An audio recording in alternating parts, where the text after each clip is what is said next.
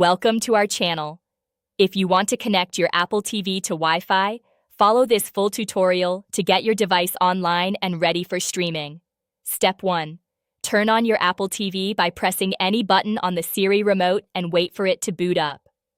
Step 2. If this is your first time setting up Apple TV, follow the on-screen setup prompts until you reach the network connection screen. Step 3. For existing Apple TV users, go to Settings by navigating to the gear icon on your home screen. Step 4. Select Network from the Settings menu to view available connection options.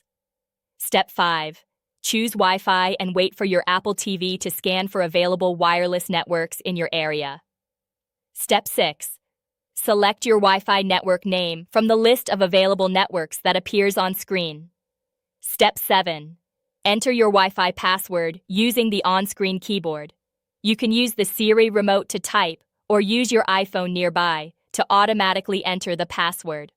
Step 8. Press Submit or Done once you've entered the password correctly and wait for Apple TV to connect to the network, which should take just a few seconds, after which you can start streaming content from Apple TV Plus, Netflix, and other apps. Don't forget to like this video and subscribe to our channel.